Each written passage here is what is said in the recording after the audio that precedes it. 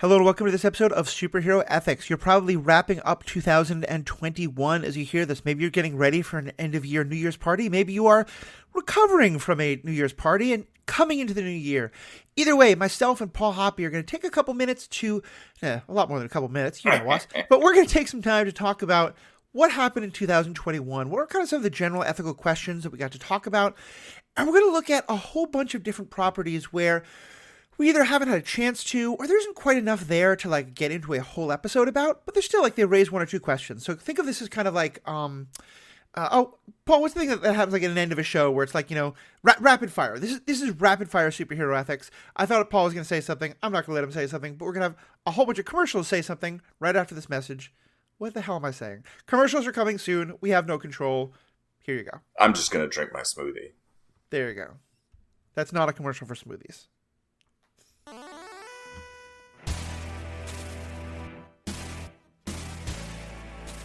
Welcome back. I'm Matthew, your host. I'm joined as always by Paul. As almost always, as very almost frequently. Almost always. Very, very unofficial, recurring guest. Yes. Friend of the pod. So Paul, let's kind of just jump right in. What are kind of your overall thoughts of 2021 content-wise, especially from the kind of ethical perspective we like to talk about? Yeah, so first of all, 2011, I miss it. 2021, it also happened. Yeah, it's funny. I mean, I came into this year as I go into next year thinking maybe I won't really watch anything, But there were a lot of things where it's all right, I'll watch that. All right, I'll watch that. Oh, yeah, this looks interesting. A lot of shows that I think had a lot of good stuff that maybe didn't totally stick the landing. I actually really enjoyed being able to watch a bunch of movies right when they came out on streaming, I really didn't enjoy not being able to watch other movies when, that I might not be the most excited for, but still don't want super spoiled before I get to see them. And yeah. I think that's kind of going to be one of my overall thoughts of media for this year.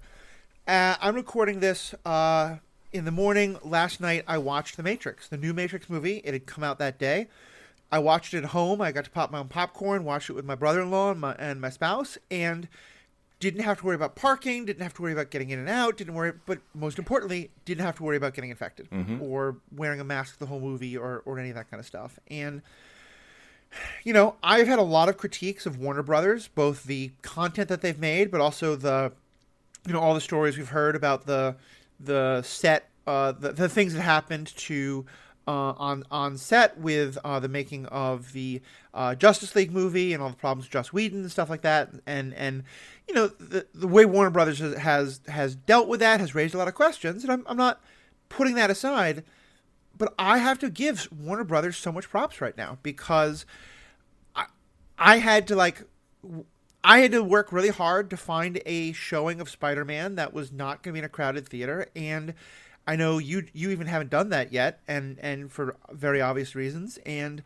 I know a lot of other people who I would love to be talking to about Spider-Man, who I know are just dodging spoilers all the time. And it to me is the biggest issue right now. And I'm from a practical standpoint, but also from an ethical standpoint, I think it's really abominable that companies like Sony and Disney and so many others are insisting people go to theaters at a time when it's not really safe.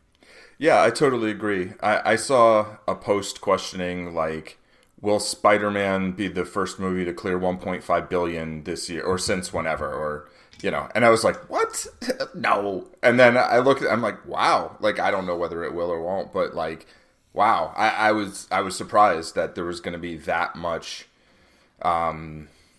demand for going to the theater right now. Right. And I do think there's something to be said for going to the theater is a choice. And so if you want to say, okay, people can choose to go to the theater to see something, fine. Sure. But if then there's not any other choice to do that thing that there could really, really easily be, as we've seen, then it's it is a choice, right? And I've chosen not to go. I went to a theater once this year. Mm-hmm. I've been in a theater 0 times. I saw Shang-Chi at the drive-in. Right. And then I saw it on Disney Plus, and I was like, wow, I wish I'd just seen it the first time this way, because I could actually see what was going on in a scaffold fight, It's just a more enjoyable experience. I watched half of The Matrix last night. I got a little bored. Lee literally fell asleep, and I thought, you know what? Let's watch the rest of this tomorrow, like when we feel like it, you know. And like watching Wonder Woman 84, I guess this was last year, right? This was almost exactly a year ago. But like, and you know, and Black Widow, and just being like, I'm gonna pause these and go get more water or use the bathroom or whatever, as opposed to being like, well, I have a decision between missing a scene and like obeying my bladder. Like, you know, and it just, for me, it's a better experience. And for a lot of people, I know it's more than that, aside from just the pandemic. It's like there's people who just don't leave their homes because they can't.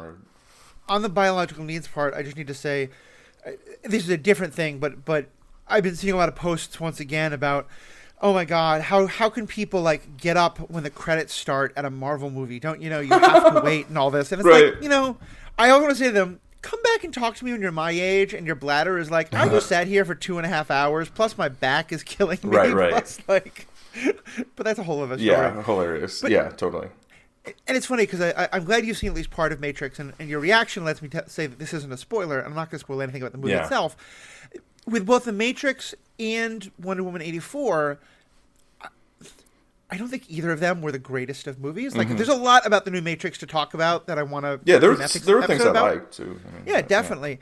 But it's, I'm worried that those aren't going to do well, and so people are going to point to like, well, that means this doesn't work. When in fact, it's just, unfortunately, I don't think there's good movies that they could be. But going back to what you were saying, I also think the point about the choice is, I think, really important, because I think when I say things like this, people think I'm saying either A, that we should like close down theaters entirely, or that I'm like shaming people who are choosing to go to the theater. And the first is not true. I think there was a point in time at which that would have been a good thing to do. I think there's a lot of ways in which we're not at that point in time, or maybe we could be at some point again. That's kind of a whole other story. Yeah, it's a whole different question. Yeah. And in the same way, like, I think if the choice is there, if some people are choosing to go, that's fantastic. And, you know, I hope people are doing that responsibly and they're being vaccinated and boosted and all that kind of stuff. But putting all that aside, it's the idea of the choice. You know, it's the idea that, like, even if it's not even just for people who, like, just aren't comfortable, but, like, for those folks who are immunocompromised or have, like, they're living with a small child or with an elderly person or someone else where them getting infected is a much worse thing than someone else.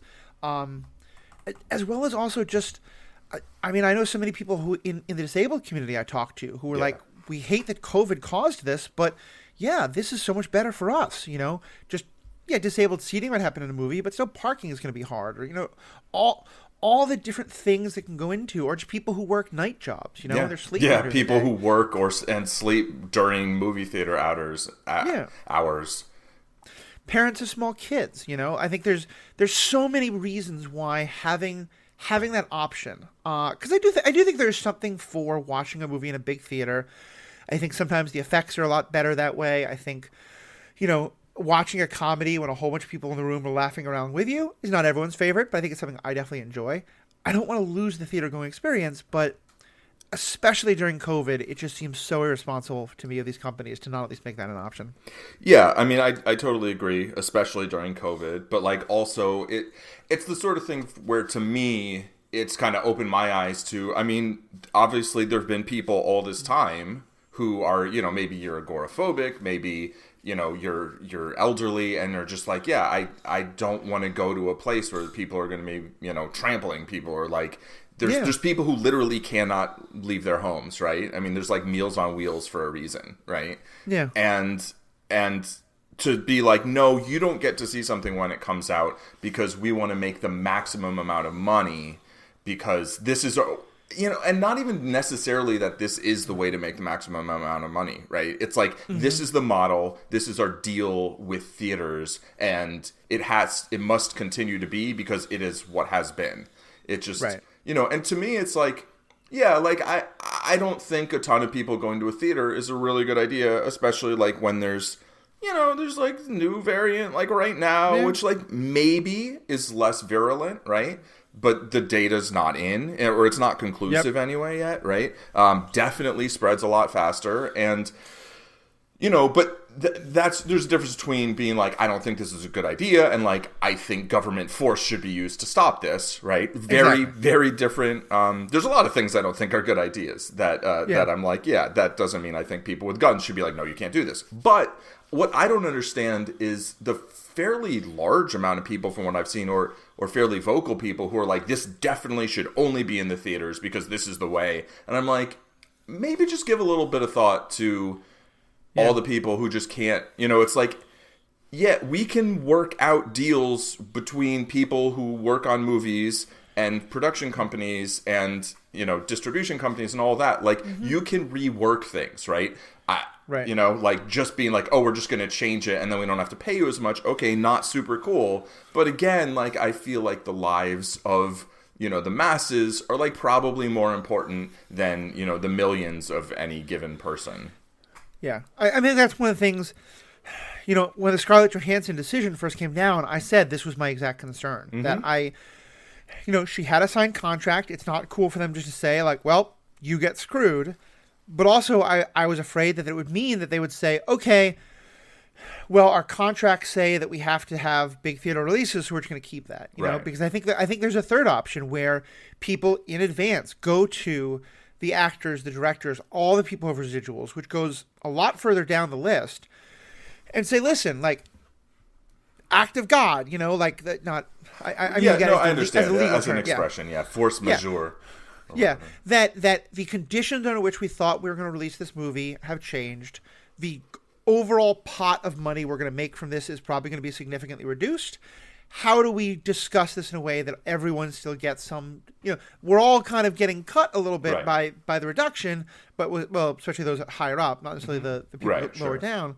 But the fact that hasn't happened, and I think there's a connection between the two different things you were talking about there of how you were saying that, like, you don't want to force people, but, like, you do think it's a good idea maybe that having a huge amount of people in a crowded theater all yelling and screaming and excitement for the movie is maybe not the best idea out there.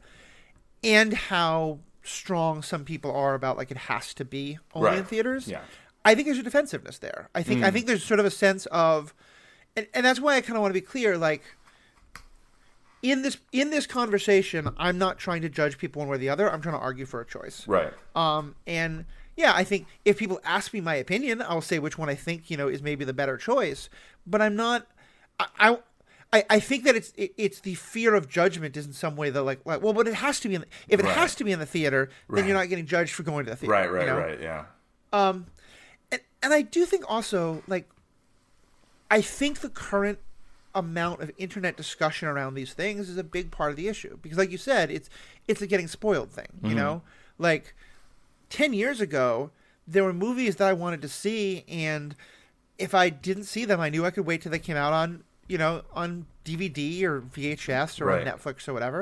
And yeah, maybe like I'd have to walk away from a water cooler every now and then while people were talking about it, but it wasn't a huge deal. Yeah. Whereas now, like, so many of the movies are based on so many surprises, like, with who's going to be cast or what's going to happen, and just you have to go off the internet entirely to not get spoiled. Yeah. And when the studios are doing so much to encourage that discussion, to me that makes it all the more important. Like, give everyone a chance to go see it, Right. Yeah, I totally agree. Also, like, I think that makes us part of the problem, but but really it's a larger, it's a cultural thing. Like, people just insert memes into random stuff everywhere, right? And people want to insert the most topical memes, which are always going to be the most recent things.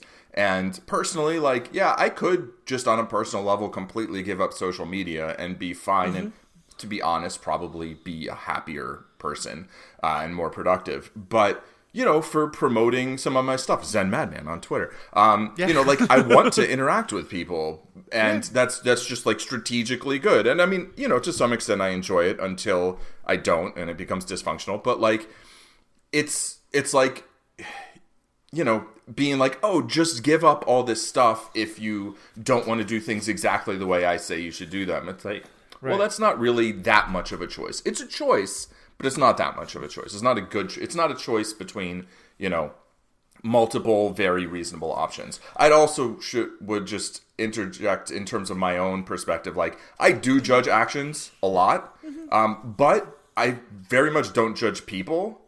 Like, I think everybody does a fair amount of pretty bad stuff in their lives, and most people also do a fair amount of, like, stuff that, good stuff, and by bad and good stuff, I mean things that completely subjectively to me are good and bad, you know? Right. And like, I'll judge actions. I'll be like, yeah, I don't think that's a good thing to do. But not like, I therefore think you are a monster. Just like, yeah, like maybe that wasn't the best. And Warner Brother, like, I think they did some good stuff around releasing the movies the way they did. It sounds to me like they actually went to people and tried to have a conversation ahead of time. Whereas I feel like Disney was just like, we're just going to do it this way. And then they got like some pushback and they're like, okay, we won't do it that way. And it's like, but like, meanwhile, Warner Brothers does a lot of other bad stuff and Disney does some, what do they do good?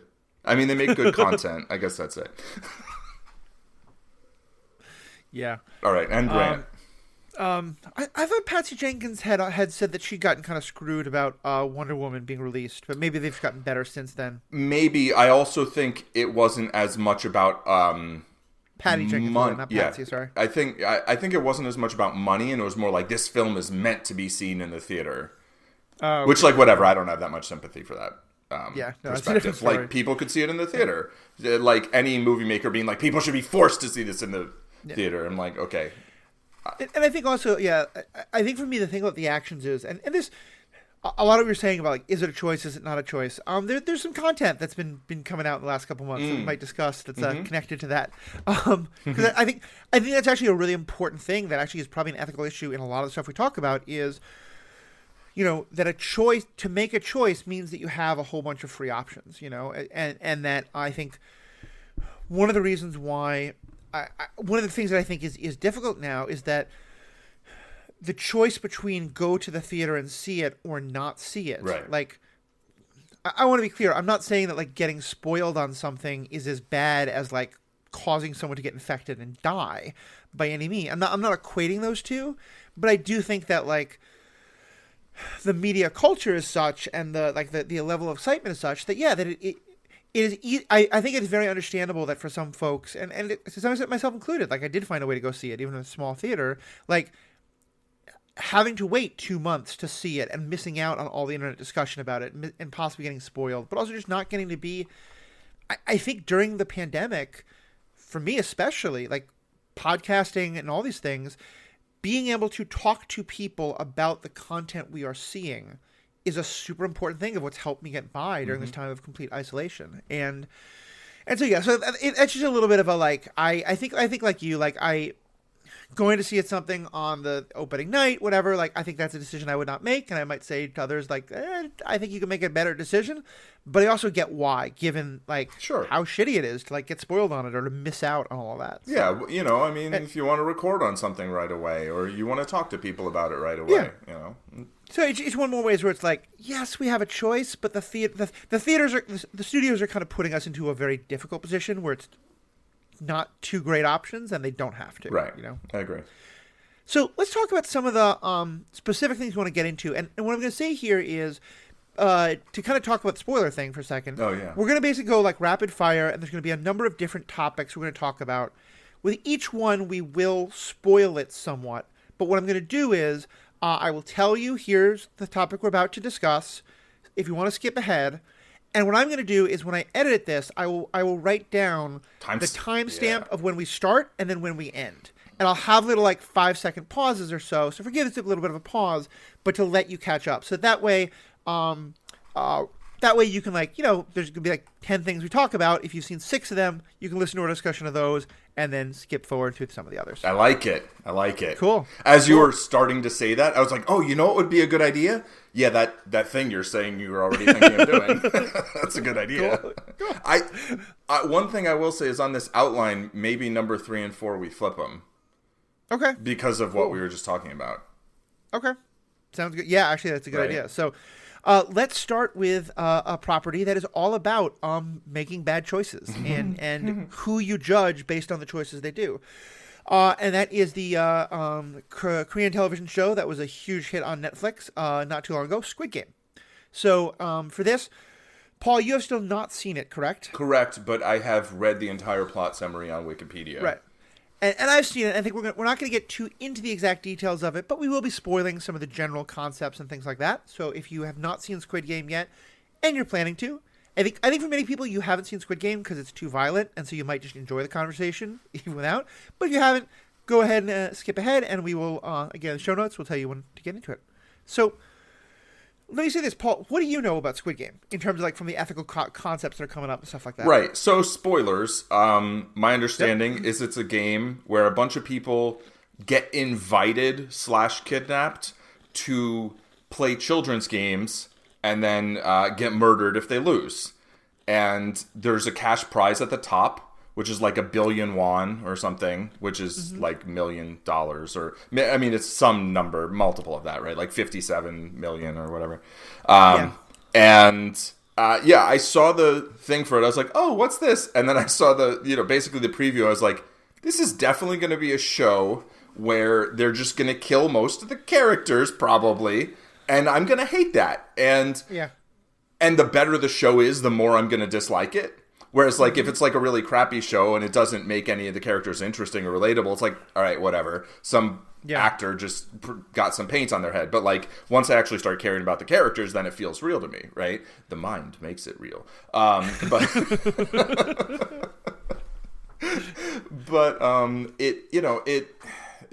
think it looked to me like something that had some very interesting takes on, our modern capitalist society and like the nature of choice. To me, that's why I was suggesting pivoting into this, because like it seems like there's some element of voluntary participation, but life events make it less. So why don't you tell us a little bit more about it? Sure. The way that it does it, I think that to me that those are the fundamental ethical questions of it. I think we're going to do a full episode on it at some later point. Just schedule's got hard to line up.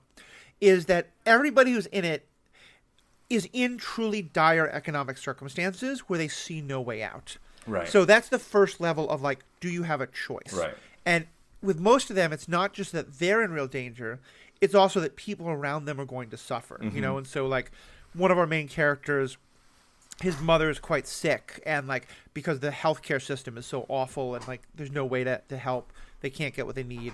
Other characters are in like incredible debt and are going to go into like legal trouble, or one has actually done legal defrauding.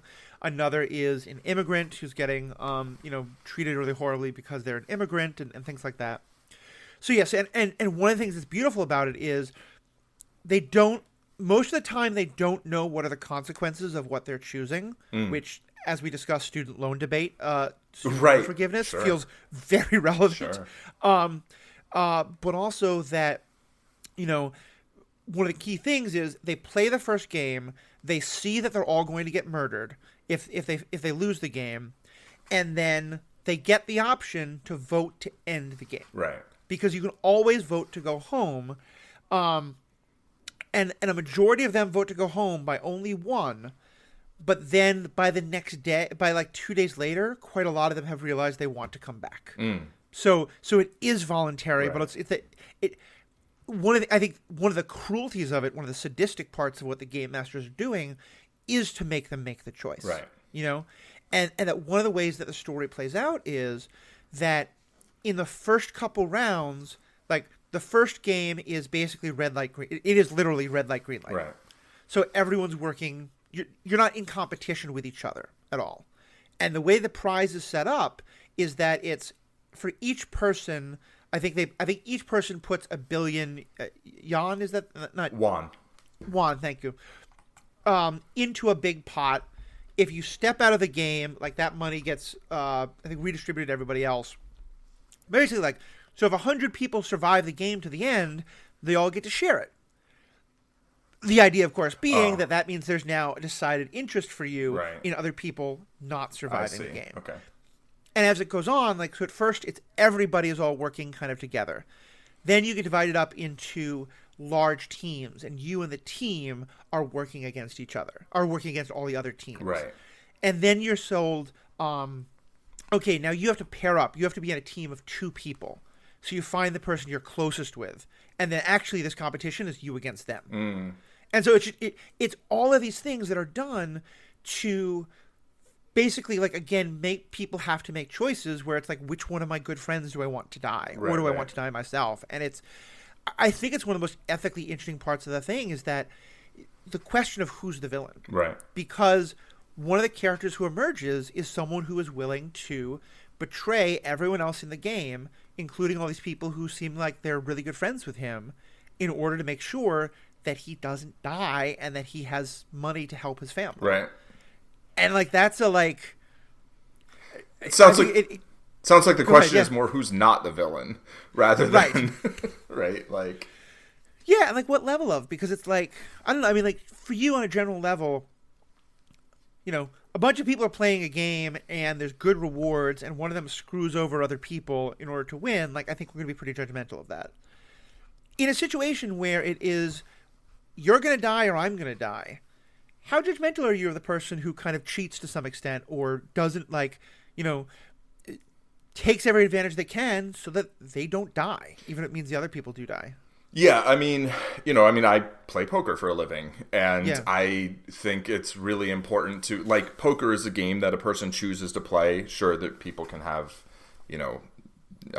like gambling addictions, and then to what extent is it a choice? That's a question, right? But by and large, people choose to sit down at the table. When someone's chosen to sit down at the table, to me, it's like, well, we've chosen to sit down at the table, acknowledging that these are the rules, so we're going to play by the rules. And if you break the rules, you're stealing, right? Which I don't look at stealing the way most people do. Like, I'm not a fan, but I also don't think it's this like I don't have a really deep, abiding feeling towards personal property, outside of like things that one creates themselves and have some like more personal value than they do, things that aren't fungible. But I'm very anti-cheating in poker. Someday we'll cover rounders maybe, and that that kind of brings up some of that. But like, if you're playing for life and death in a game that I guess you chose to enter, but it's like, just don't play the game. But on the other hand, it's like that's easy to say if you don't have whatever extenuating circumstances there are, right? And so it's like in a game of life and death, it's like, I think it's reasonable, certainly, to do whatever it takes to survive. And to me, the difference between force and coercion, where, I mean, I think... there's implied force, right, which is basically essentially still force, right? It's the threat of force. Whereas coercion is kind of, to me, more basically like, this thing that you really, really, really want, I'm going to dangle it. Or like this thing that you really need, and maybe there's some other ways you could go about getting it, but it's going to be very difficult. I mean, to me, that's just basically the way society functions right now, where we're like, say, in the United States, speaking of healthcare, like it's just hard to get healthcare if you don't just have a job. And the number of people I know who are like, oh, well, I would quit this place, but like, the healthcare, I need the healthcare, I need the health insurance. Like, people aren't being forced to continue working at that place, but they are being coerced. And, and I think that's an important distinction, and the difference between choice and like, between literally no choice, between bad choices, or between very limited choices, where one of them is like, really? What kind of a choice is that? And then between like, a very free and open choice where there's multiple reasonable options and you can choose in a purely, uncoerced fashion.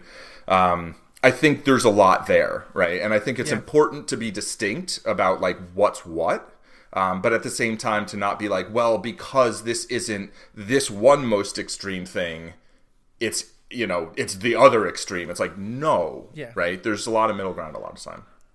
Yeah, I think that really summarizes it well. And I think, for me, one of the things I love about Squid Game is clearly a metaphor. It's clearly a commentary. And one thing I think it's kind of getting at is that what often will happen is the groups in power, whatever it is, whatever situation, in this case it's economic power and options, you can create situations where people have to make terrible choices because the only way they can survive, and then you can judge them because they're making the terrible choices, and thus that justifies what they're doing, and that there's definitely a sense in this of like the rich people watching being like, oh my God, can you believe this person would betray his friends? It's, well, you've created that situation, of course that's going to happen, right? Exactly.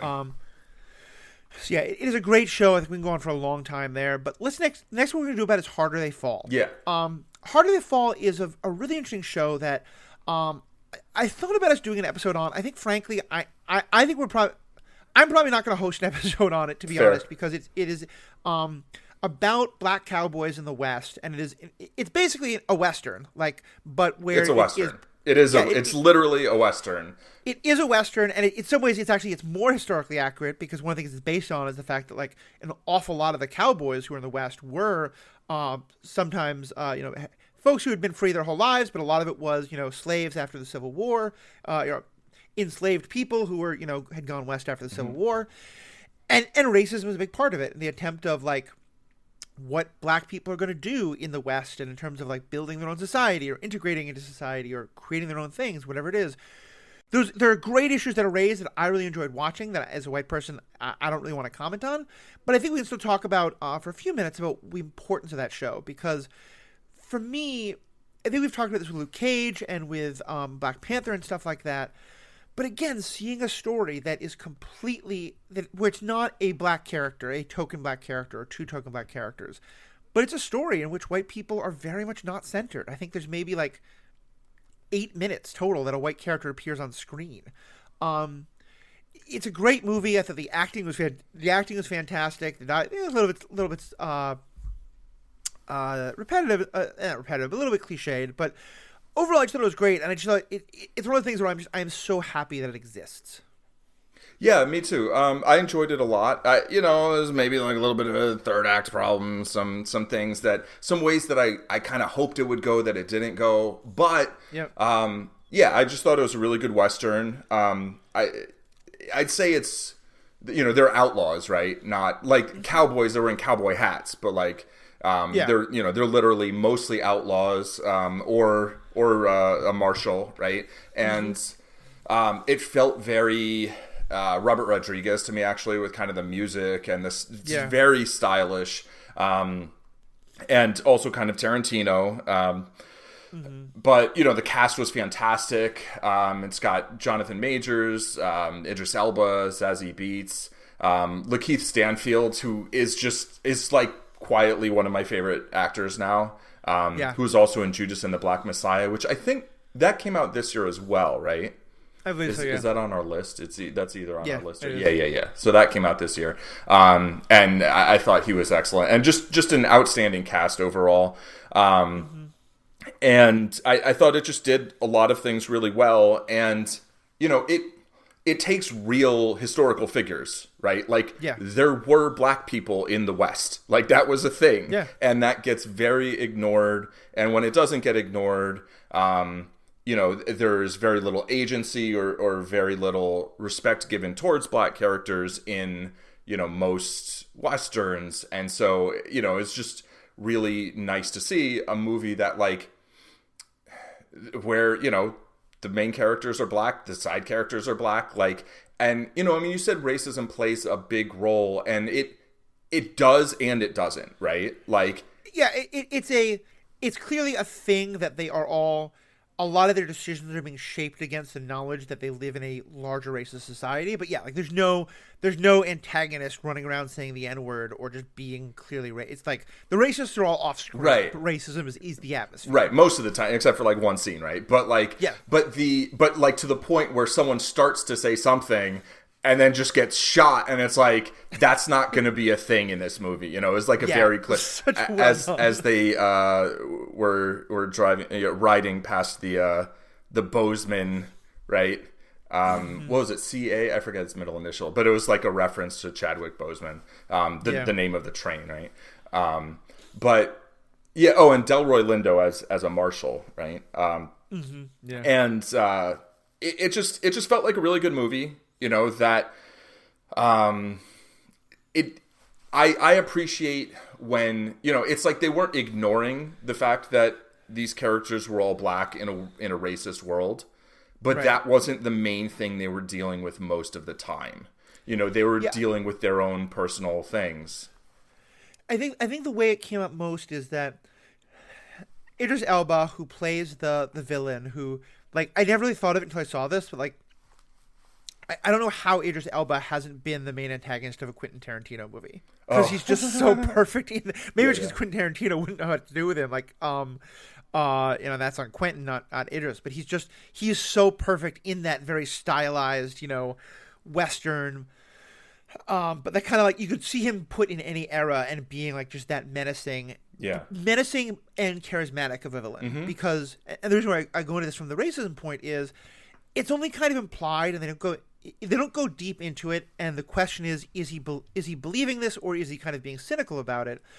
But the implication is he is trying to build like an all black town in a very and like this is the time when like Marcus Garvey and other people were talking about like black separatism and like either like literally all this like former enslaved peoples moving back to Africa or like taking space in the United States and being like, you have to just give us our own territory now, which is, you know, and those ideas were very much a part of the culture at the time. And I appreciate that so his character is playing with those kind of ideas, but without it becoming the main focus. It doesn't become a movie where I didn't feel like I got invited to pass judgment on if that is the right thing that black people at that time should have been doing. It was just, here's the thing he's doing.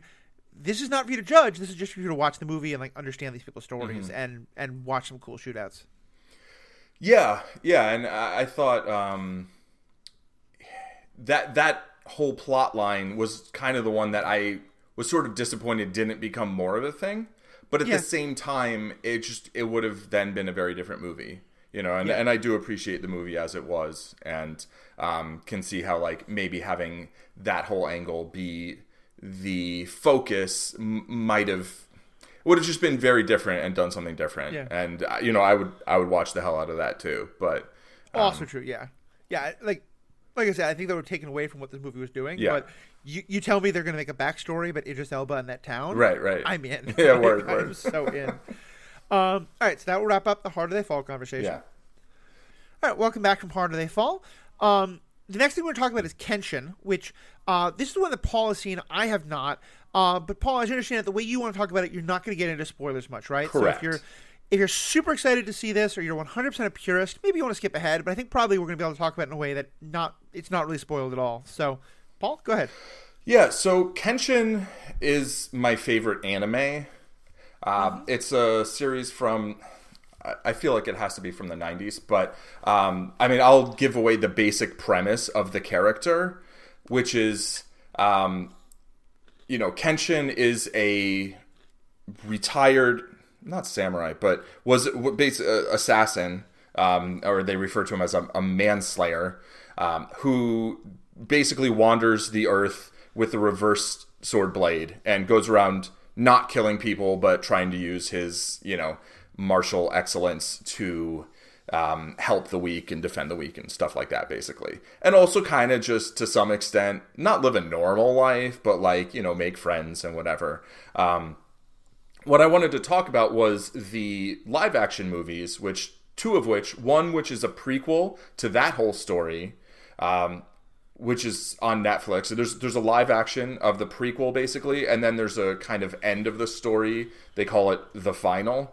So it's just Kenshin, I think, the beginning or begins or something like that, and Kenshin the final. And I won't get too much into the ethical, you know, questions. I mean, obviously, the idea of renouncing one's, you know, killing days is its own whole thing, right? It's you know, I almost wonder whether like that sort of became my new conception of Batman and part of what I like about Batman because of Kenshin, even, you know. Yeah. And you know, I would say that the last Airbender, not the last Avatar. That would have been Korra if Zahir got... Okay, spoilers for that. But I'd say, you know, there's a lot of kind of similarities there as well. And I just think that the live action movies, I was not sure how they were going to be able to do these. And I thought they were really well done. I thought they really captured the essence of the characters. They managed to be very faithful to the originals while also feeling fresh to me. Right. So I just highly recommend them. Kenshin takes place during the beginning takes place during the Meiji Restoration, or like the Revolution, nice. And the what I think the 1860s, I think 1868, something like that. And so, you know, there's a larger historical context that I think is very interesting, and then just the sort of the decisions that the characters make, I think, are often thought-provoking. The prequel movie, I've seen it described as the best prequel movie that a particular reviewer had ever seen. I can't think of a better prequel movie, but like it's so different in tone from the series because it's earlier in Kenshin's life, before the whole reverse blade thing. So it's a little bloody. And it manages to do some things that when I see similar tropes or whatever in other stories really bother me, but for some reason it works, I think. And I don't know, I think it's worth a watch. And I saw it this year and was like, oh, hey, this is a good, anime adaptation. Right. We were going to talk about the Witcher anime, which is like the opposite, right? Which is like it's an anime from a live action series, although originally from a, from text books, but and video games and things like that. Right. Yeah, it definitely sounds interesting, and I had no idea what it was. You've mentioned it once or twice, but yeah, especially once we realized we were talking about something from 25 years ago. Like, my spoiler concerns are a little bit less. Sure. But still always good to have that out. And yeah, it sounds like, there are certain tropes that we see all again and again, and to me, a trope is boring when it becomes A, hastily to B, hastily to C, because that's what the trope is, and it feels like lazy writing. Right. What to me is interesting is when you say, we're going to take a trope, but put it in a new situation so we can ask, how does this situation change? If A is in a different context, does B become a little different? Does C become a little different? And the story of a person who, the Batman idea of like wanting to do good without killing people, or of wanting to like, finding your own line between like, is this vengeance or is this justice? Like, those are stories we're going to tell again and again and again because they're great stories. And so I think, and basing it in a Japanese context, basing it in like all the differences you're talking about. It is definitely something I want to get to because it sounds like there's some great questions it raises. And for me, I will always find one of the most interesting questions about like any of these hero stories, or anytime someone is using violence to achieve something they claim to be a good end, the limits that you're placing on your own violence always become very interesting to me.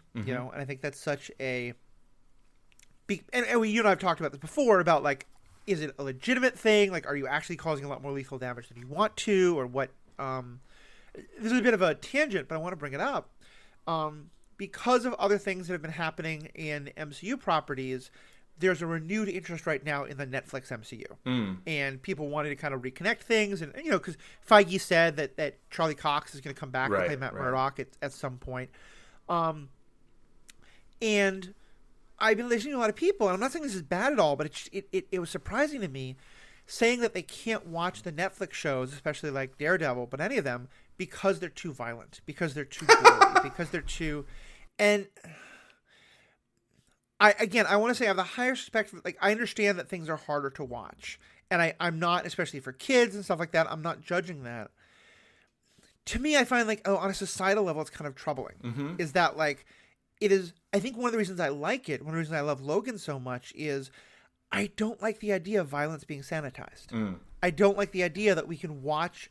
that we can cheer on Captain America for his awesome fighting without realizing that, like, every time he throws that shield, like, bones are going to come out the other side of a person's head or, back or whatever it is. Like, not that we should see that all the time, but, like, that's an extreme example and probably going too far. Can I try with where, like, I feel like I know where you're headed. And the reason I laughed when you said that some people think that some fans of the MCU movies feel like the Netflix shows are too violent. I feel like, are they more violent than the MCU? I mean, your heroes in the MCU are constantly killing people, and somehow Captain America has a magical ability to throw the shield and hit people without bones popping out the other side. And, like, I can understand how, like, the sort of non-physics working that way, or, like, Matt Murdock or Daredevil being able to hit someone in the head with a pipe, and they're like, oh, they're just knocked unconscious. There's some problematic aspects to that. But, like, in the MCU, they are very definitely killing a bunch of people, and the idea of killing someone or not is this question that's actually wrestled with in Daredevil, in Luke Cage, right, in Jessica Jones. And Right. so I feel like it's like there might be elements that are more graphic, and maybe that's what they're talking about, right? And the idea of gore or whatever. But like it's not really more violence. If the pacing isn't up your alley, fine. But like, it's you're being asked to come to terms with and to look directly at the consequences of violence, right? And I think that's the and again, it is upsetting to watch, and I don't think there's anything wrong with people being like, I get sick to my stomach, I'm uncomfortable watching absolutely. that, I don't want kids to watch that. It just as a larger societal thing, though, I think there's something concerning to me about that we have a whole bunch of entertainment that makes violence sanitized. Right, it makes violence look fun and clean and whatever, and it's like, when there's blood, and if you don't show the blood, that doesn't actually help. Yeah, I also thought that perhaps you were also laughing because the Netflix MCU is bloodier and gorier than the MCU movies by far. But you could put it up against something like The Boys, for example. Oh, sure, and it's just but yeah. Anyway, a lot more we can talk about that. Let's step outside of the heroes and villains kind of story, at least the violence, to talk about two shows that one you introduced me to, the other I really loved. But we're gonna start with Kim's Convenience. And here again, I don't think we're gonna spoil too many details. It's also been out for a while, but if you Kim's Convenience, I think, is one of the best shows I've ever seen. It is connected to all this because if you remember us talking about the X-Wing pilot in Mandalorian, what's the name of the actor who plays him? Paul Sun-Hyung Lee. Paul Sun-Hyung Lee. I probably got that totally wrong. I apologize. But he played that X-Wing actor. He is the star of Kim's Convenience, or one of the stars. It's not it's a sitcom, but it's a wonderful take on a sitcom that has really affected, I think, Paul, you and I so much. So what do you want to bring up about the show? Yeah. And again, we probably won't spoil big details, but if you want to, we might give away some jokes or something like that. So if you really want to see the show, which you totally should, skip ahead. Yeah, one thing that, so first of all, it has Paul Sun-Hyung Lee and it has Simu Liu.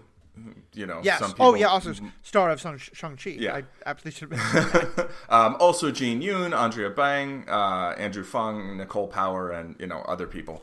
But it, one thing that I really like about the show, it's basically, speaking of sort of tropes or stereotypes, it's about, a Korean family that owns a convenience store. And... Right.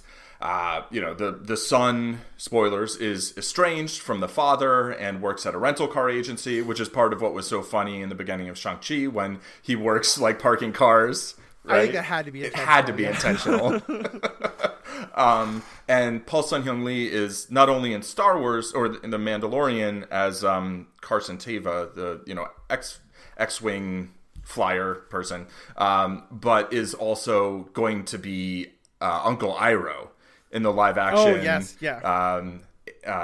Airbender adaptation, which instantly made me much more interested in that. Also, humorously, his nephew in that, Zuko, is played by Dallas Liu, who is playing the younger Shang-Chi or the teenage Shang-Chi. So,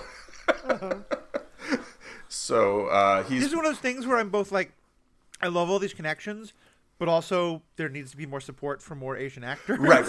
Exactly. There's, but, and that's what Lee said when she saw John Cho in Cowboy Bebop. Aren't there other Asian actors? It's well, now there really are a lot more who, right. And to just briefly, to pivot into Shang-Chi briefly, because that's part of the influence of this show, right? Is because this show had as much success as it did and has had, it made it a little easier for Simu Liu to get the role in Shang-Chi, for there to be somebody who then gets to host Saturday Night Live, right?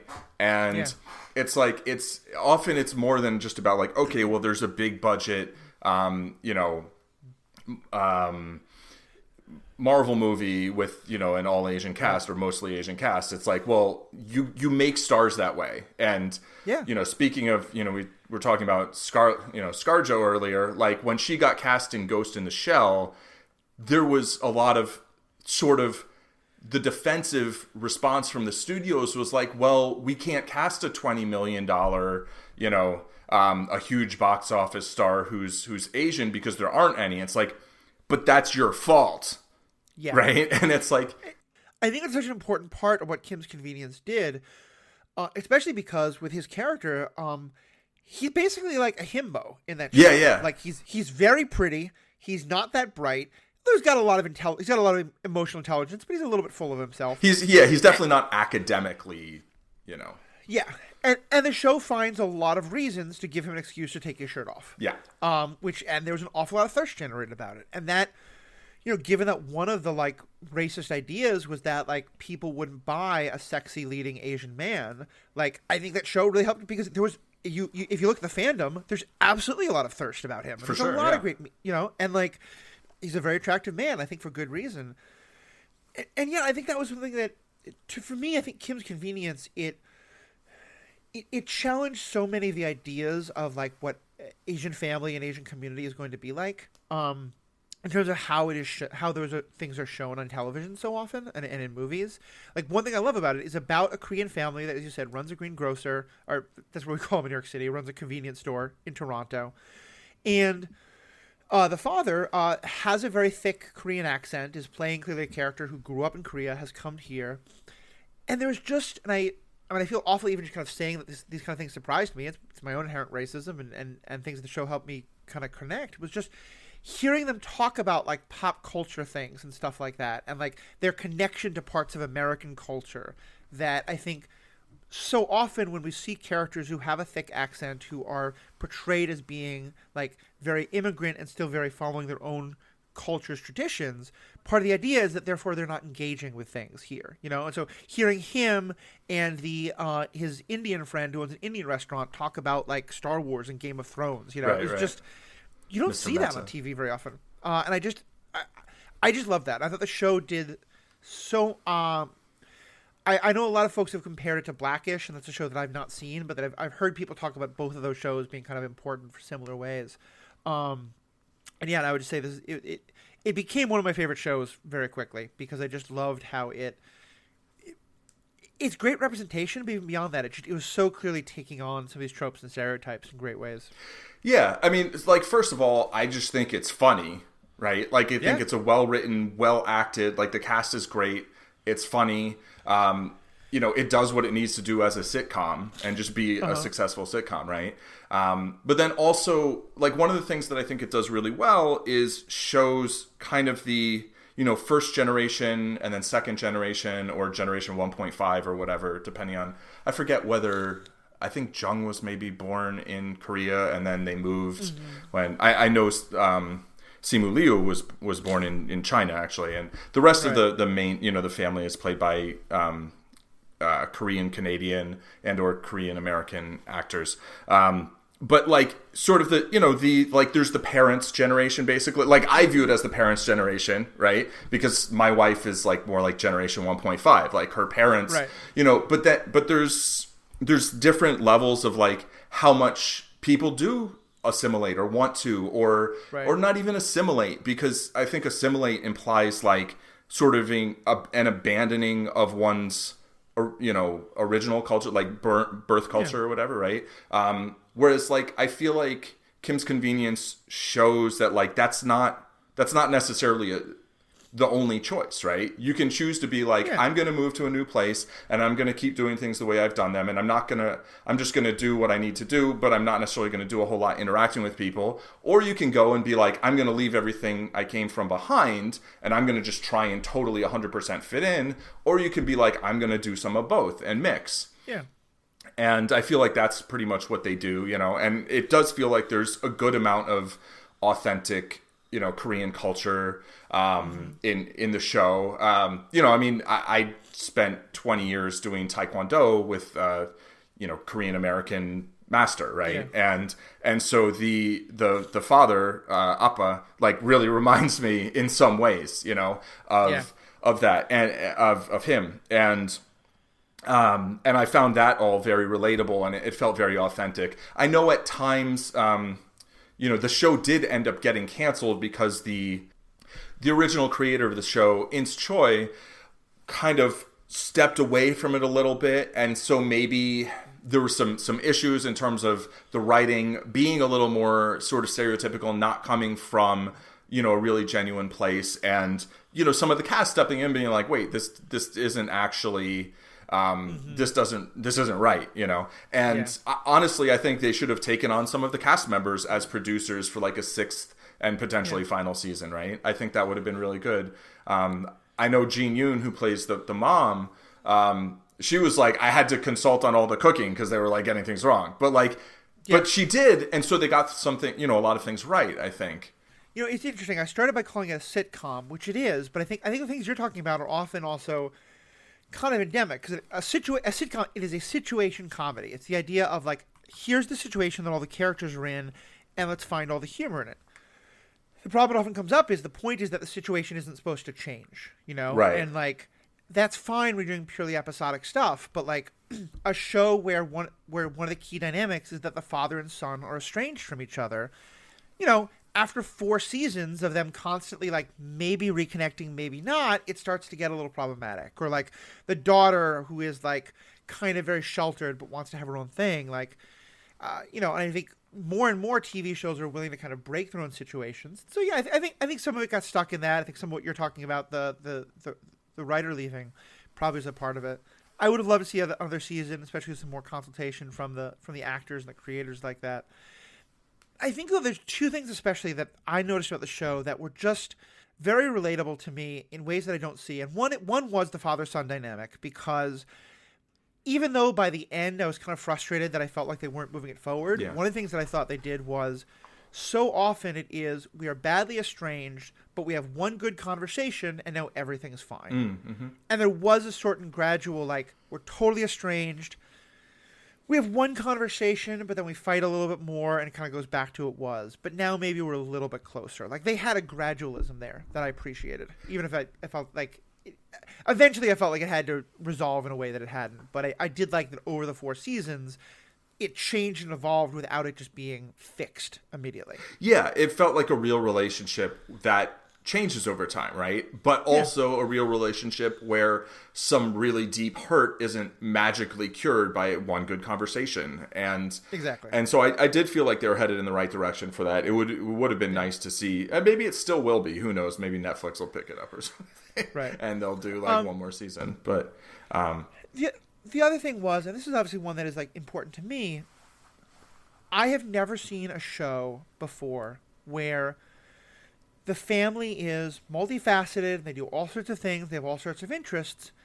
and one of the things is that they go to church. And it's not portrayed as that they are like, it is not a Christian show by any means.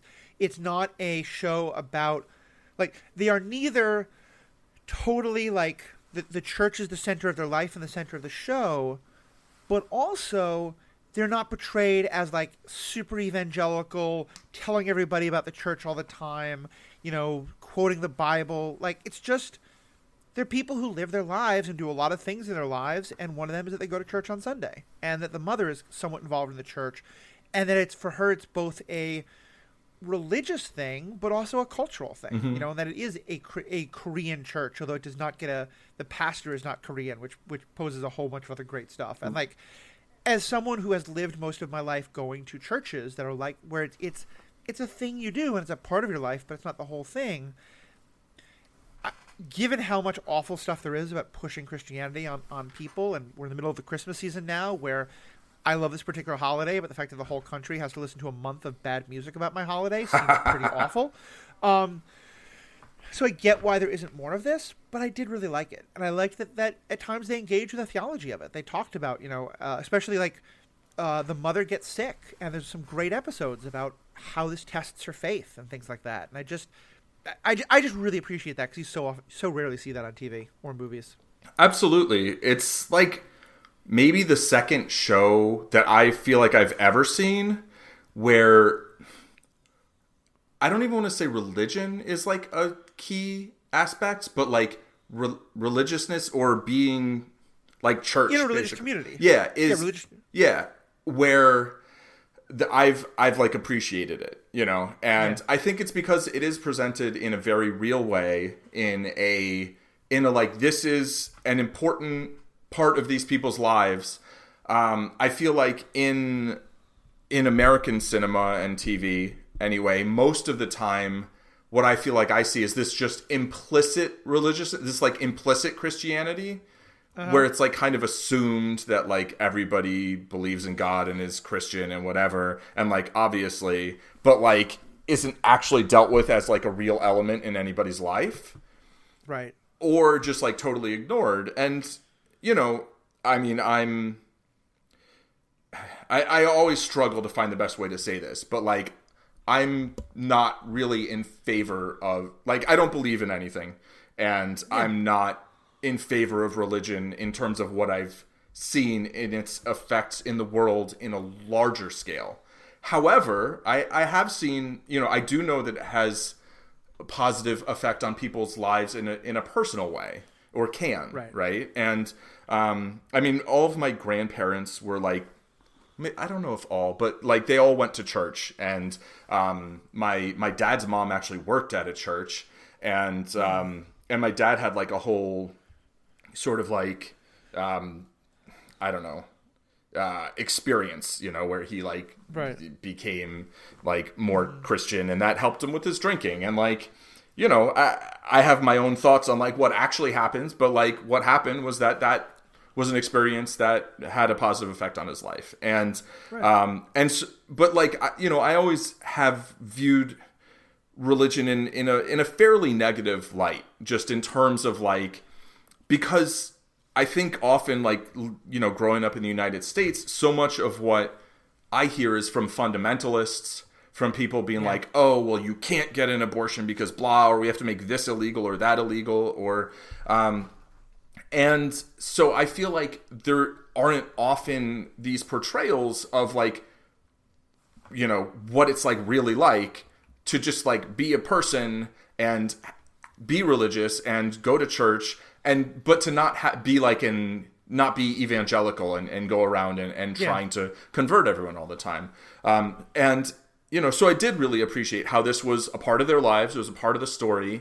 But it didn't feel like there was any agenda in terms of, I didn't feel like they were making fun of it. They were having fun with it in spots, right? Just in terms of the interpersonal interactions. But like, they also weren't like pushing it on people like, oh, this is true. This is what you should believe. This is what you should do. It was just like, this is what these people do. And, you know, and that's what it is. And I think maybe that's the best statement about it, is the fact that for me, a practicing member of religion who's been a professional religious person for a lot of my life, and you, who's very, very on the other side, can both appreciate and enjoy that. Right, yeah. To me, that's success. Yeah. Let's go to the next one on the list. So, welcome back. I wanted to say one more thing. Okay, go ahead. There was... I've also seen some discussion about sort of the accents and how, you know, the parents having accents and how that kind of plays out in the show. If people are offended by it, you know, I'm not telling you shouldn't be, you know.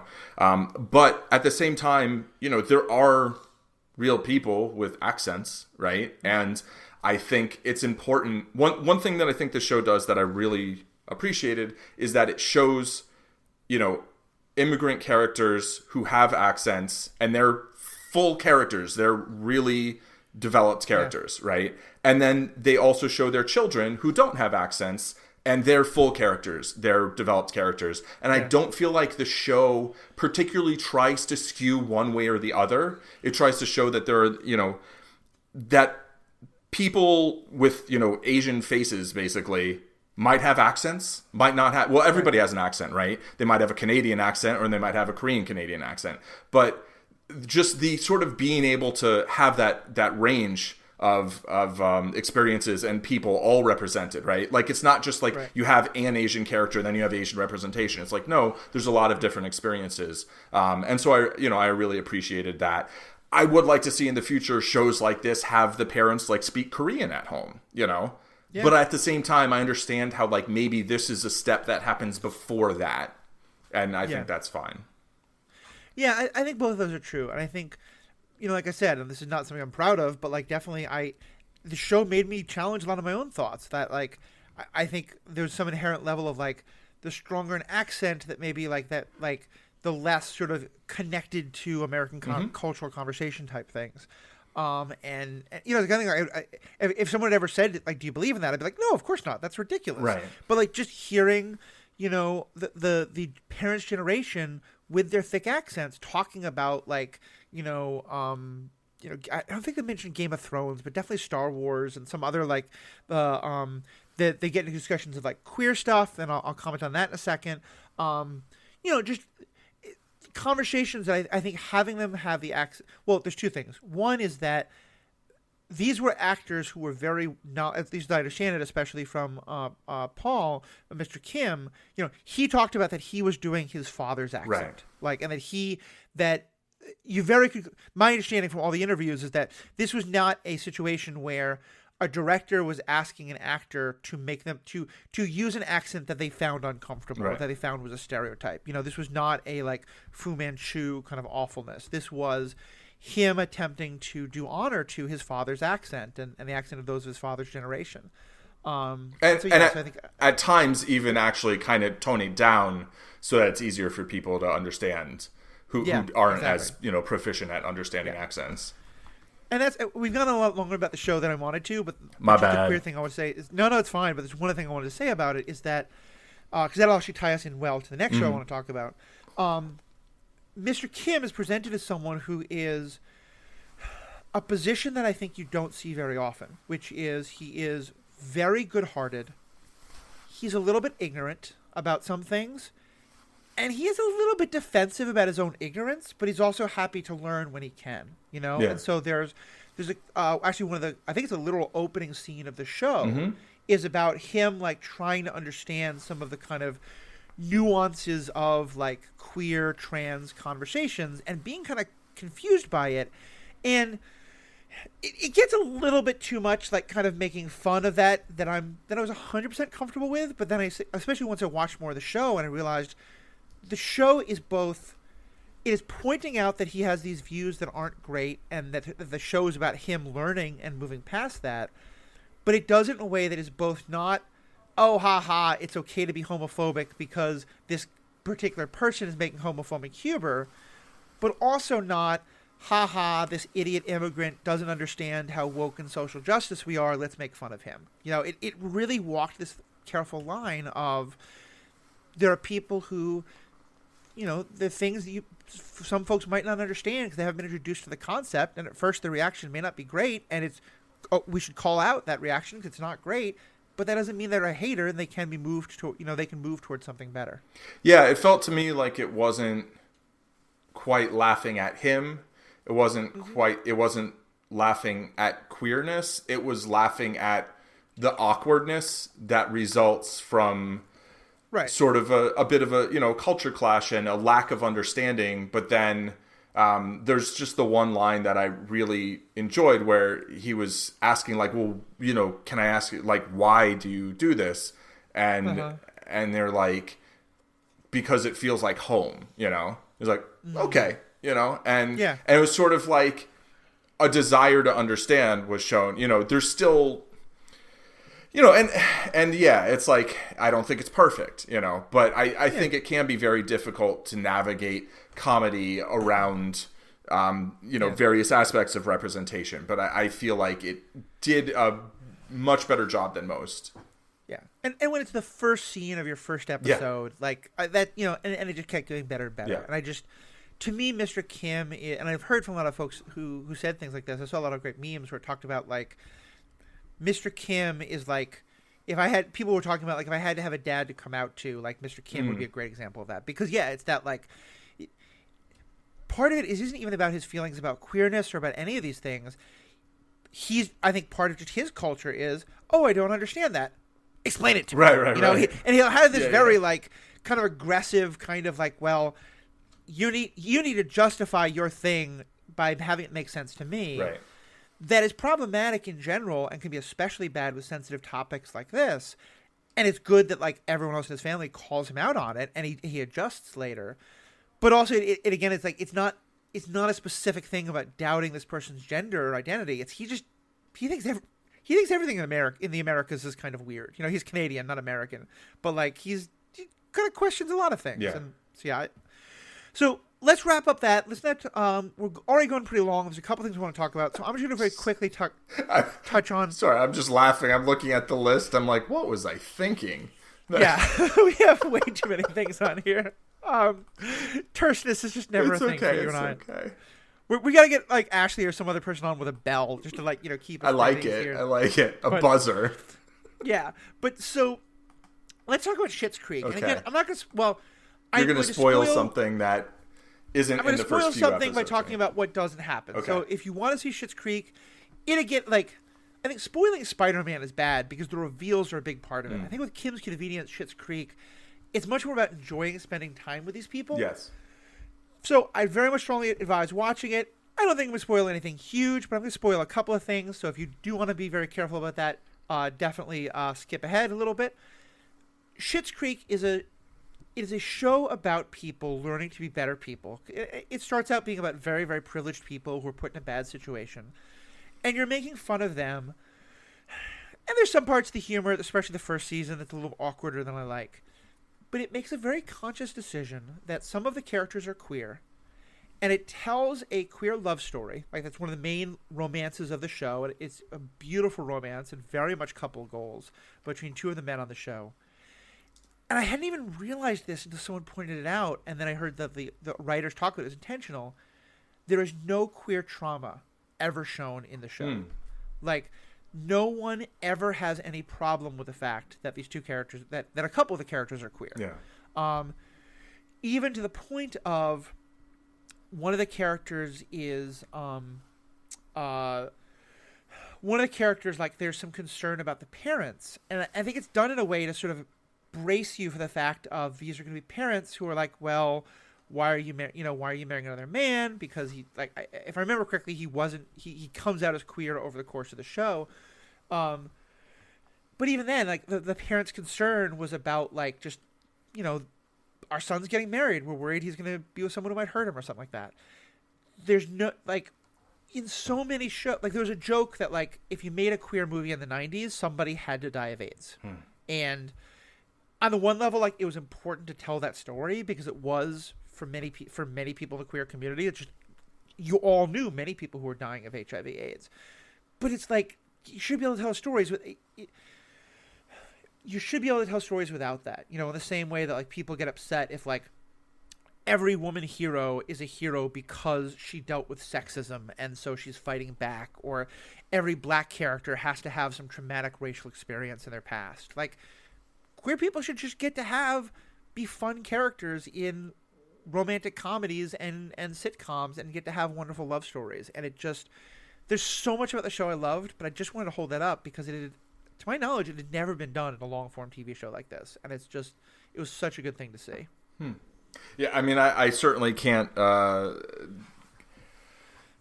challenge whether or not it's ever been done on any other show, but I mean, it's exceptional that's exceptional. First of all, right. that like, but I think that's so important. I mean, I watched some of the beginning of the show. I didn't get up to that part, but I think it's pretty clear what you're talking about. Just from watching one episode, it's like, okay. But I think what you said is so important in terms of it's important to deal with a lot of these traumatic issues in stories. Like there should be stories that deal with all kinds of trauma, right? All kinds of oppression. There also should be stories where a person of any given sort of, identity gets to just be themselves and have people problems, right? That aren't a result of their identity, that are just like, there's stuff happens in life and we deal with it. And, we think like, is this the right person for me? What's going on? Like, I'm trying to be successful in some particular thing. Like, and, I always, to me, it feels so important that we have both. And, one has clearly definitely been done a lot, right? Like in the 90s, a lot of gay men died of AIDS, and so those were very important stories to tell, but also very important to tell stories where that's not that's not something that happens, right? Right. You're not having to do the re-traumatization again. Exactly. And I think when something's done so much, it's like, maybe let's not do it at all for a little while, and then we can kind of put it back in the mix, but not have it be like the thing that's always... Yeah. I mean, it's kind of like fridging, you know? Right. Like, is it possible that a male character will have a major life turn because a woman who's very important to him dies? Like, yes, that is a story beat that can be a part of some stories, right. but it's just so overdone at this point, you know? Like, let's not have... So it just was a great thing. The show also contains what is, I think, by many people so considered like the greatest metaphor about pansexuality, where a character explains, like, you know, that he... the woman who asks him, it's a situation where this is going to be a bit of a spoiler, so skip ahead if you don't want to hear this, but basically, like, a character who's been portrayed as primarily gay sleeps with a woman, and they're in a wine store, and the woman says, so I thought you liked red wines, but do you also like white wines? And he does this whole thing about, like, yeah, I like white wines, I like red wines, sometimes I like a rosé. I once really enjoyed a Merlot that used to think it was a Chardonnay. Like, and he ends it with saying, I enjoy the wine, not the label on the bottle. Yeah. And I just thought that was such a, like, you know, for some people, like, their bisexuality plays out. Like, yeah, that gender is an important part of their attraction. But that for this particular character, and it's interesting because the actor is gay, and he was one of the writers, but he wanted to have bisexual representation, pansexual representation, because it's not happened often. And so he was the character. The whole idea of the character was that he's attracted to people, and that gender isn't a defining aspect. Yeah. And that was just, again, that should not all bisexuals are like that. And often that's the distinction drawn between bisexuality and pansexuality. That's a whole other much longer distinction, and the terms are very gray. But it was just great to see that character as well, and that metaphor has become a. If you've seen that meme, this is what it's from. Awesome. All right, so let's pick one more thing. Let's each pick one more thing from this list. What's the one you want to pick? Oh, I was going to say, why don't we just do each one and do like 1 minute? Like, sure. Okay. Yeah. Also, I wanted to say about, like, I feel like female bisexuality is actually very common, but like male bisexuality, like, is almost non-existent in Western media anyway. And even then, female bisexuality is often, you're going to wind up romantically paired with a masculine person. But you might have, you had some college dalliances, or you're gonna have a threesome, or like it's often a fetishized way, right? It's used to used to titillate men, basically, or whatever. And, right. Yeah. Exactly. All right, Judas and the Black Messiah. 1 minute 15 seconds. Begin. So I thought it was awesome. I loved it. It shows. I really appreciate it. Okay, it's a story about the assassination of Fred Hampton by the FBI, and who was one of the leaders of the Black Panthers in Chicago. Yes, and I really liked how it didn't centrist wash Fred Hampton and the Black Panthers. Like, it really showed them as the leftist black nationalists that they were, right? Yep. And I think Lakeith Stanfield, again, standout performance. He played, I forget what his name was, but I feel like, was it Bill there too? But he was Judas. An FBI informant who, like, and again, talk about the conversation we had before.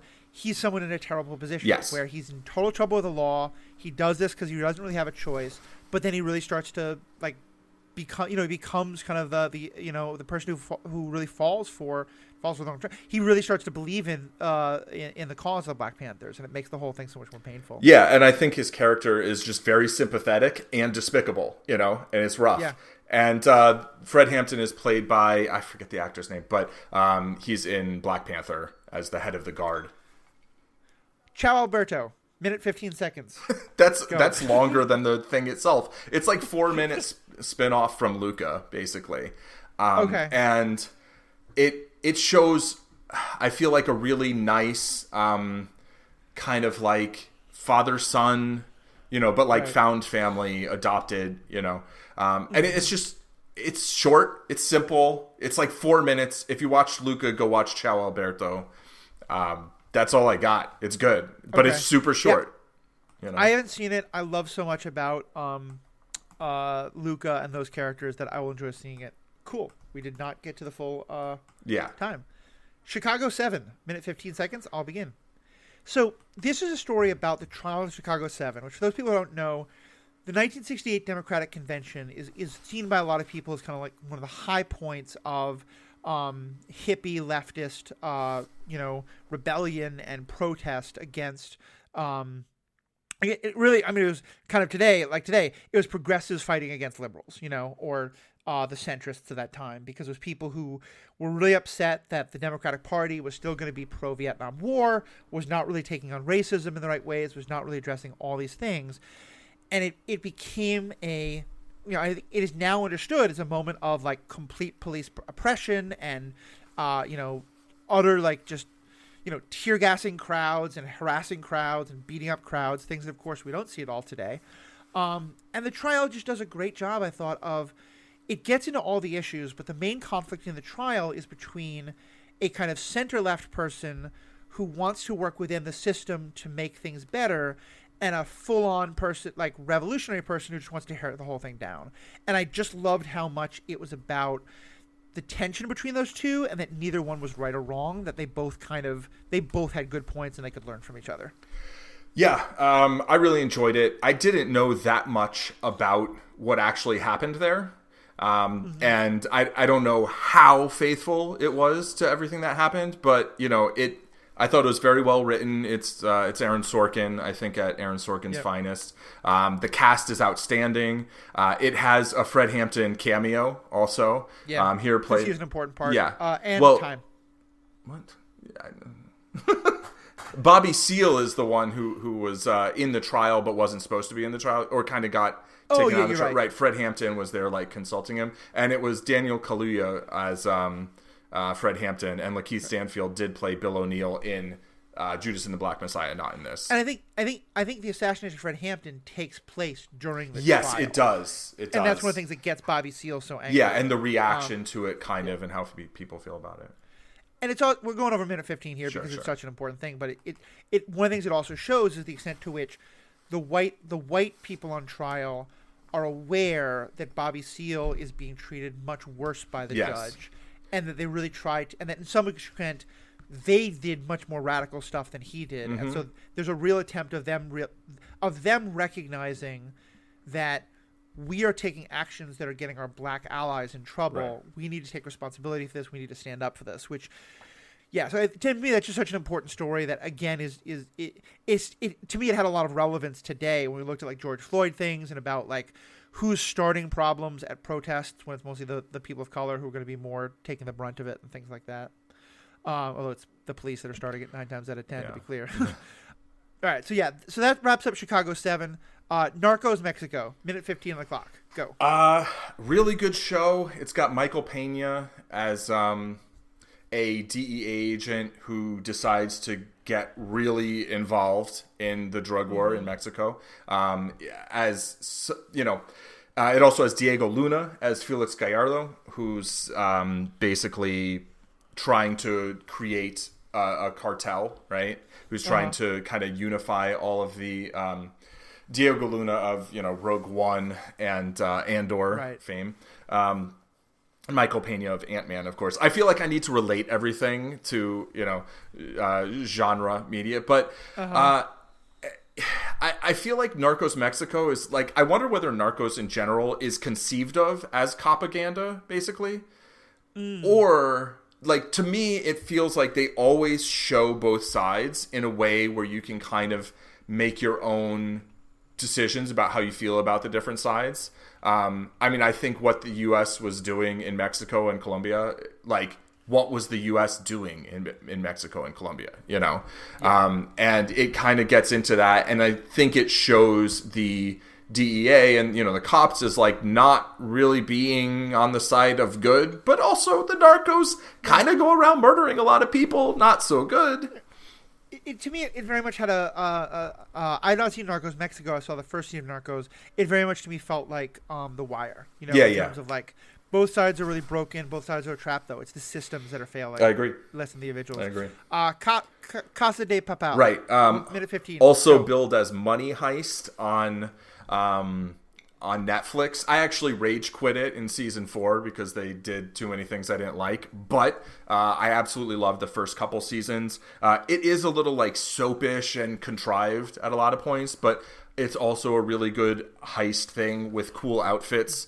And it's a show in Spanish that made me learn Italian. Because they take to singing the song Bella Ciao, which is this like anti-fascist anthem from Italy. But it was appropriated by, the partisans from it was originally about the laborers in the rice paddies.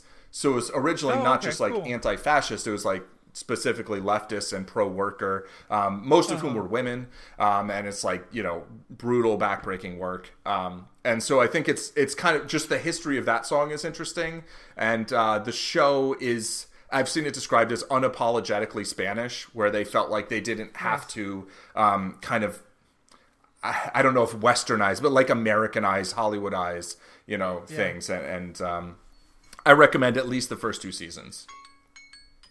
Time.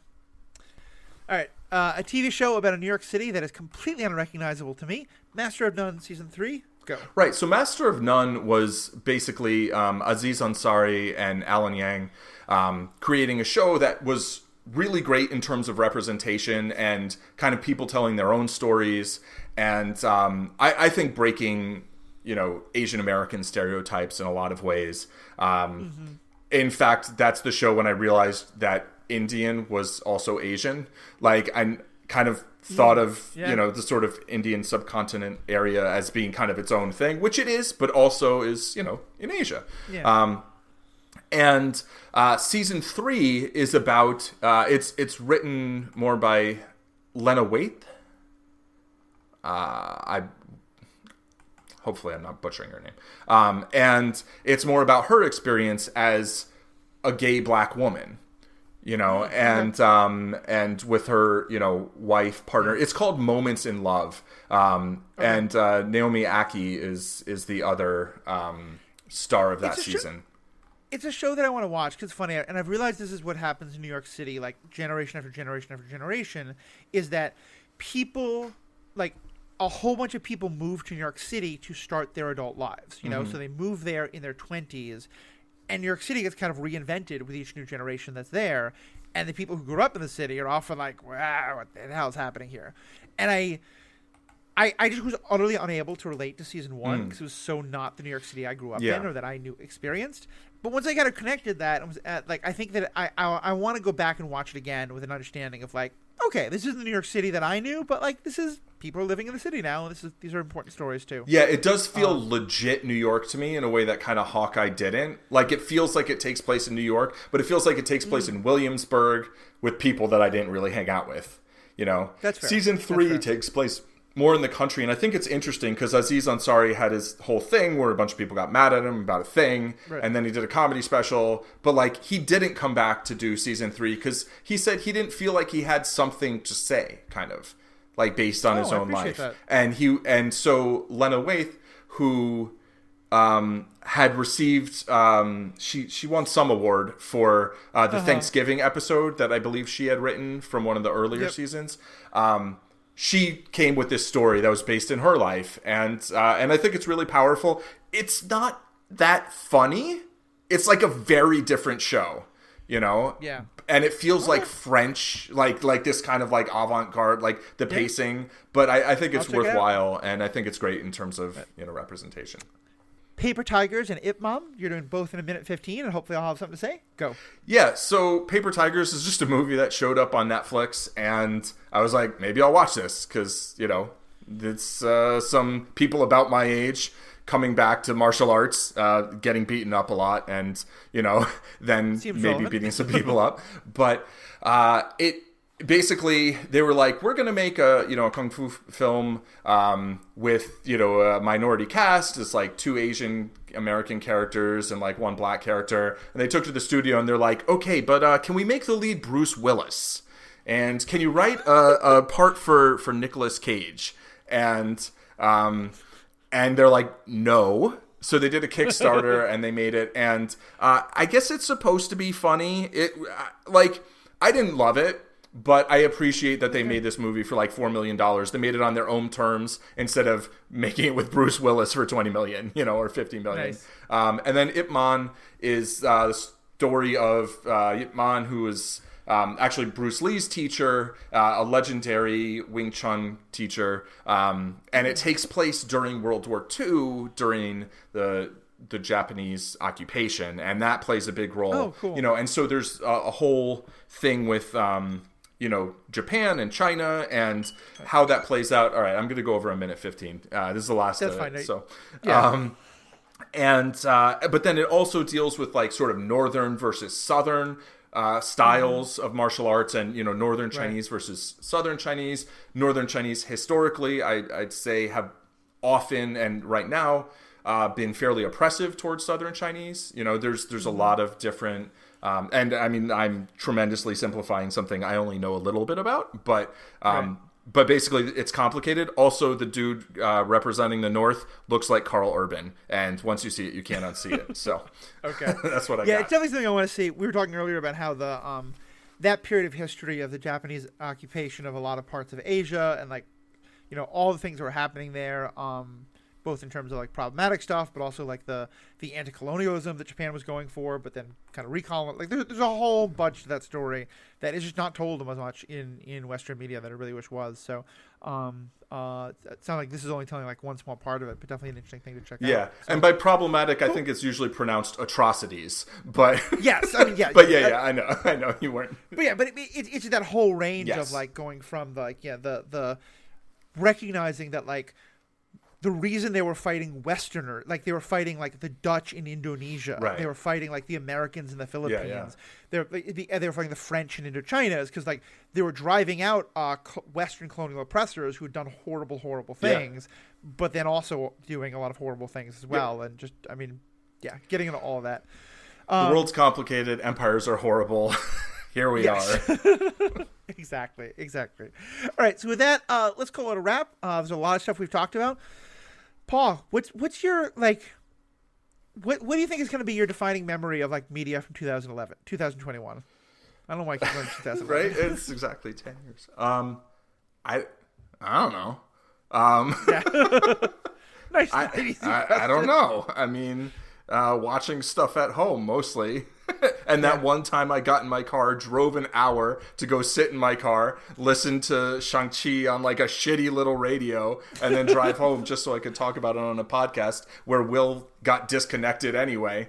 Yeah. That was such a disaster, but we had fun. It was fun anyway. Yeah.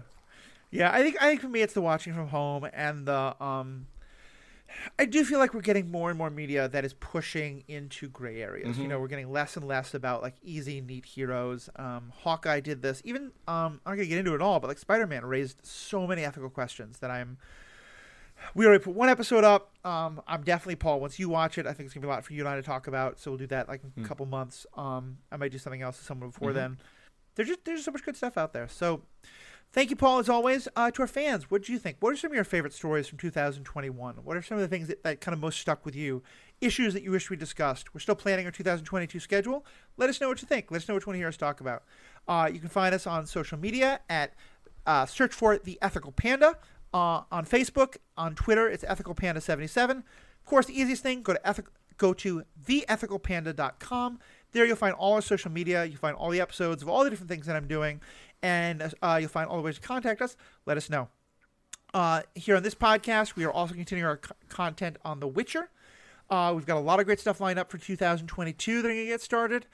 On the Star Wars Universe podcast on December 27th, 2 days after Christmas, we'll be releasing our first episode on the Book of Boba Fett. 29th, right now. Right? No? Yeah, I'm sorry. No, the 29th.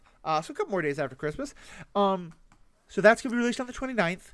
Ashley Coffin will be my official co-host. Paul Hoppy will be my unofficial co-host, unless they kill animals. But we'll see. And then he may still have some strong comments.